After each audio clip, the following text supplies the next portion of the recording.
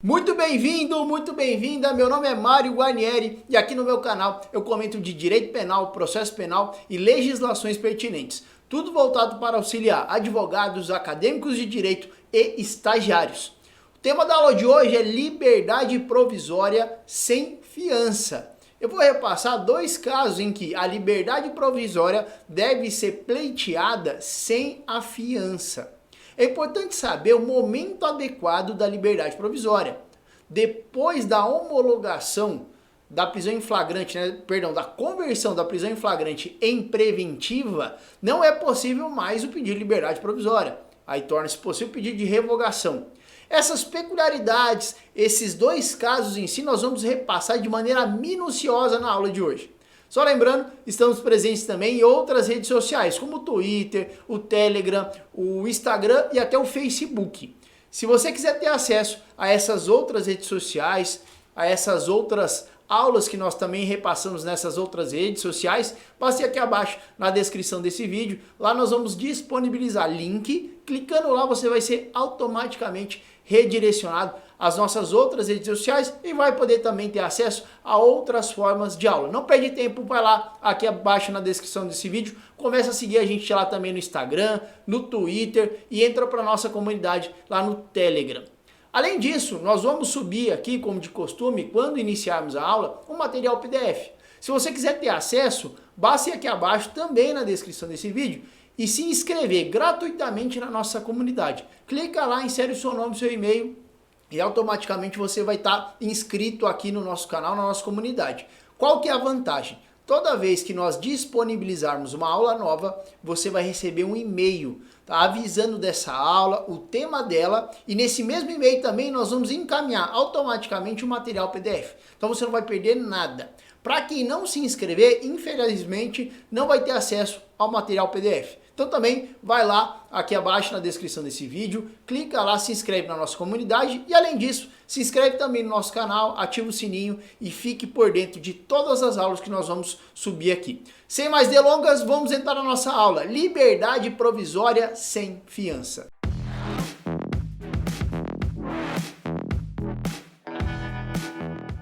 Hoje na aula nós vamos falar sobre dois casos de liberdade provisória sem fiança. Essa contracautela à prisão em flagrante tem um momento específico para ser ajuizado, esse pedido. Não pode ser ajuizado a qualquer momento na marcha processual. É importante você entender primeiro quando é cabível pedir liberdade provisória. Não confunda com o pedido de revogação da prisão preventiva. Quando ocorre a prisão em flagrante de alguém, esse indivíduo vai ter que obrigatoriamente passar pela audiência de custódia. E na audiência de custódia, além de verificar as condições pessoais, se esse preso sofreu algum tipo de agressão, também vai ser analisada a indispensabilidade dessa prisão. Será que essa prisão é necessária mesmo? Será que ela pode ser substituída por medidas cautelares diversas da prisão? E aí, nesse aspecto, entra em cena a liberdade provisória. Então, ela é cabível logo após a prisão em flagrante e antes da decisão do juiz, que converte ou não o flagrante em prisão preventiva. Preste atenção, qual é o momento adequado da liberdade provisória?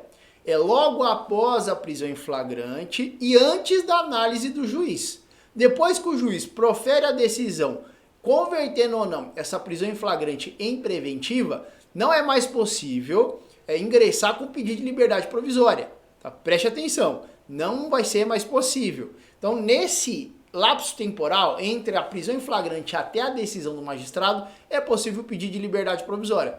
Depois que o magistrado já decidiu, por exemplo, converteu o flagrante em prisão preventiva, futuro pedido vai ser de revogação e não mais de liberdade provisória. Então, o advogado ele vai correr nesse momento, foi comunicado, foi contratado para defender os interesses do acautelado, e vai na audiência de custódia. Já na audiência de custódia faz esse pedido de liberdade provisória. Pedido de revogação só depois que o juiz converte esse flagrante em preventiva. Porque não é possível, usa só a lógica, não é possível pedir a revogação de algo que não foi decretado. Como você vai pedir a revogação da prisão preventiva se ela ainda não foi decretada? Aí, seguindo essa lógica, liberdade provisória. Ah, mas já foi convertida. Aí, revogação da prisão preventiva. Tanto pedir liberdade provisória como pedir revogação vai ser sustentado que não existem os requisitos necessários para a decretação da prisão preventiva. Tá? Tanto um pedido como o outro, tanto a liberdade como a revogação, você vai dizer, vai mencionar que não existem, não estão presentes no caso, os requisitos necessários para a decretação da prisão preventiva. Já o pedido de relaxamento de prisão, que é cabível tanto antes da conversão da prisão em flagrante em preventiva como depois, esse pedido de relaxamento está ligado à prisão ilegal, à prisão ilícita. Por exemplo, no caso não era cabível a prisão em flagrante ou a prisão preventiva e mesmo assim ela foi realizada. Então, pedido de relaxamento de prisão, prisão ilegal. Quando a prisão é legal, está dentro dos requisitos, por exemplo, do artigo 302 da prisão em flagrante, por exemplo, quando não há qualquer vício, não há que se falar em relaxamento, aí você vai passar para liberdade ou para o pedido de revogação, certo? É muito importante não confundir, tá? Não faça pedido de revogação no lugar de liberdade provisória.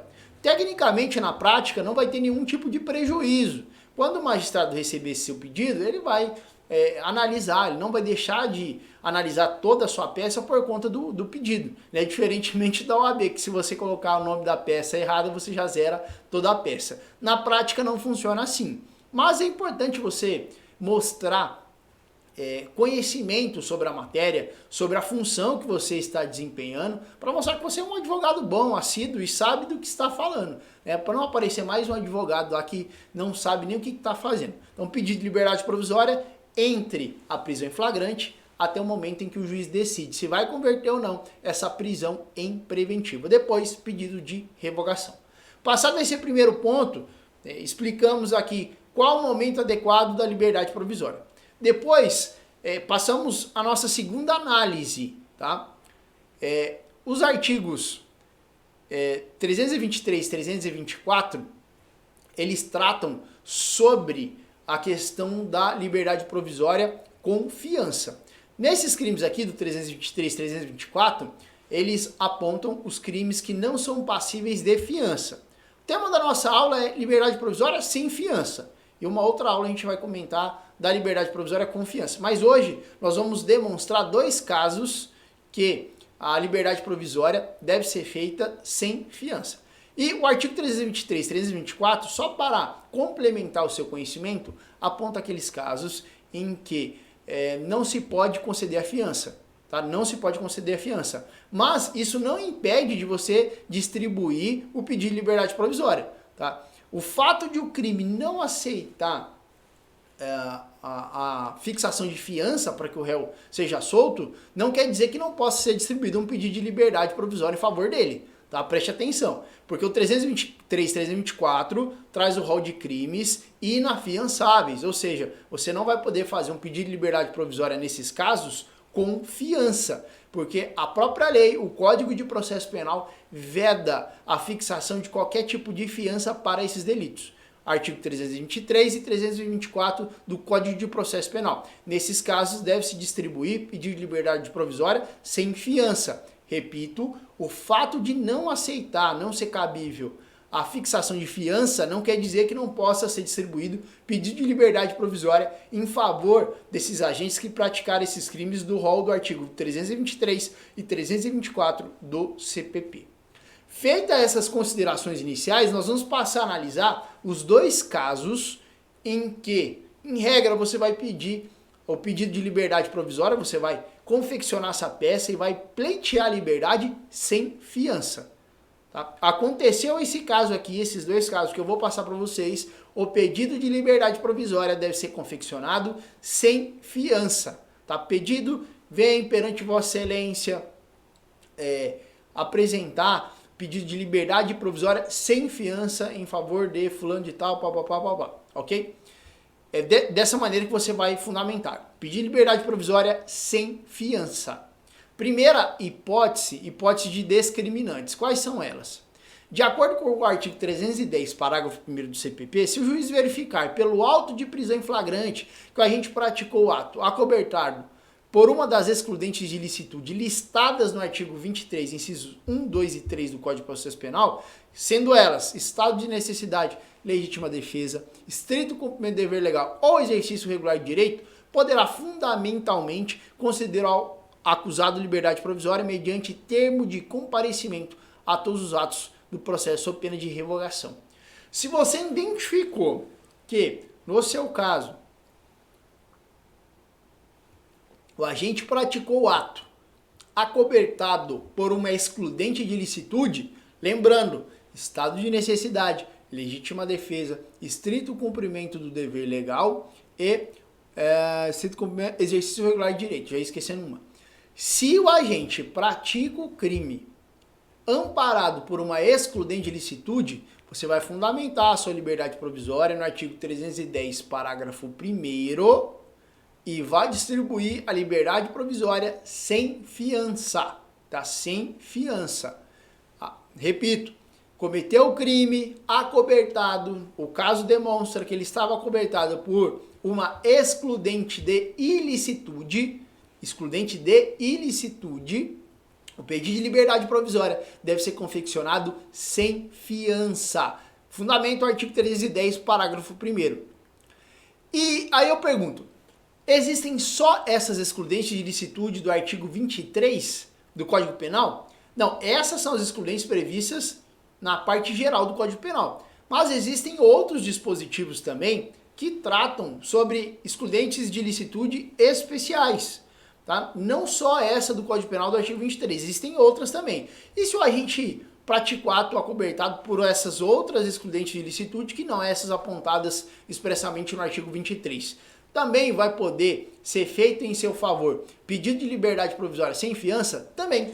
Tá? Da mesma maneira do artigo 23, essas outras hipóteses de excludente de ilicitude também vão fazer com que você possa distribuir o pedido de liberdade provisória sem fiança.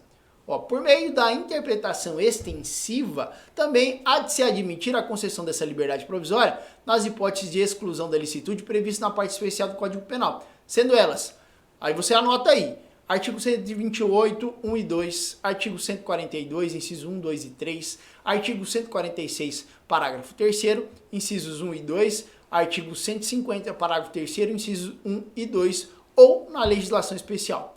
Então, todas, eu posso dizer então, mencionar que todas essas excludentes de ilicitude vão possibilitar pedido de liberdade provisória sem fiança? Sim. Não só aquelas previstas expressamente no artigo 23 e comumente conhecidas, tá? Necessidade, legítima defesa. Essas outras excludentes de ilicitude também integram esse artigo 310, parágrafo 1º, e por meio da interpretação extensiva, pode-se fazer um pedido de liberdade provisória sem fiança em favor desses agentes. Ok? Não esqueçam, então, quando o fato foi praticado, acobertado por uma excludente de ilicitude, não só aquela do artigo 23, mas também aquela da parte especial do Código Penal e outras previstas em legislação especial, também vão possibilitar pedido de liberdade provisória sem fiança, base artigo 310, parágrafo 1º. Uma última informação dentro desse primeiro tópico aí da legítima defesa, das excludentes de ilicitude, estado de necessidade e excludentes da parte geral, especial e legislação especial, uma última informação. O juiz deve conceder liberdade provisória ao agente que praticou o fato acobertado por uma excludente de ilicitude. Isso significa dizer que a autoridade policial é obrigada a prender aquele que for encontrado em situação de flagrância, de conduta aparentemente típica, mesmo que haja indícios de ter o agente praticado o ato delituoso sob amparo de alguma discriminante, cabendo ao juiz fazer a análise da presença ou não da excludente que justificaria a liberdade provisória sem fiança. Não adote uma conduta, na prática, de dizer que, chega no delegado e fala, doutor, não pode prender meu cliente porque ele agiu amparado por uma excludente de ilicitude. E, portanto, é passível a liberdade provisória sem fiança. Então, o doutor não pode prender. Sabe que tá certo isso, chegar e falar isso pro delegado? Não, absolutamente não. Quem vai decidir essa questão da liberdade depois é o magistrado.